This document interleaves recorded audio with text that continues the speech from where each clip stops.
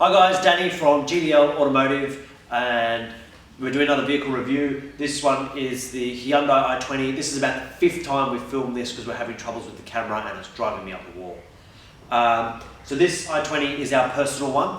That should tell you something about the quality of the product. Us with inside knowledge in the automotive industry have decided to buy this. So it must be alright, either that or we're just morons. You can do with that as you wish.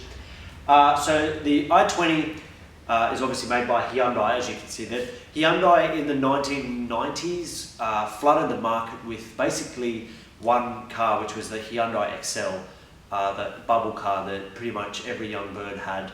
She ran up the back of everyone on the way to uni. What happened surrounding that was Hyundai had a reputation there for a relatively low quality product that you could buy off the showroom floor for about 12 grand. And that sounds like a bad thing, but what actually happened was brand awareness became massive and everybody knew the brand Hyundai because of those Excels.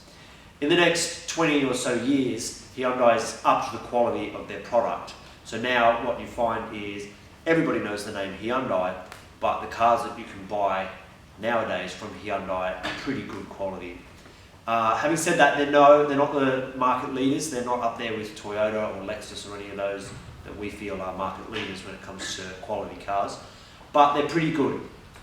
When you take into account the actual money handed over to buy these things brand new, these are probably the best value for money cars you can get. Overall, they're cheap. They're cheap on fuel, they're cheap to insure, they're cheap, like even the tyre, the rim diameter is pretty good. Buying new tyres for it's relatively low cost.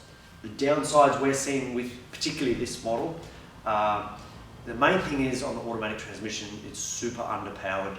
To get up Motorvale Road or Beacon Hill Road, you've got to pull it back a gear and rev the ring out of it to get it to go up the hill and you look like a twig. In the manuals of these vehicles, we're not seeing those problems. They seem to have a bit more power and a bit more up and go. The automatic's just a bit disappointing in the power department.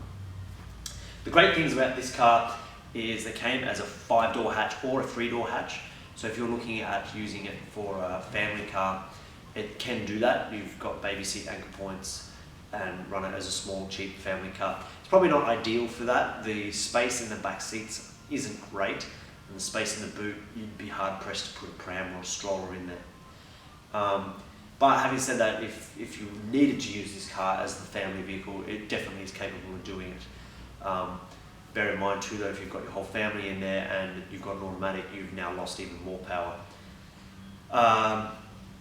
So yeah, the Hyundai range as a whole, if you are looking at the Hyundai as your family car, it's worth looking at probably some of the bigger vehicles they make, the I30, even the Santa Fe.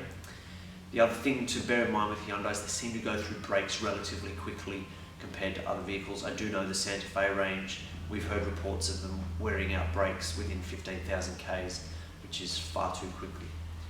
The other thing to bear in mind with most of the Hyundai range is they still run timing belts. So at the 100,000 mark, you'll be looking at an expensive bill to change the timing belt over. Overall though, we think these are actually really good cars. Like I said at the start, value for money, fantastic, cheap to maintain, cheap to service, cheap to keep going. Good looking cars in my opinion. They're not Lamborghinis or anything like that, but they really are a cool little car that's serving us very well. Overall, we'd give them probably a 9 out of 10. They're pretty good. There's not much I'd improve with it, except maybe more power, put a turbo on it or something.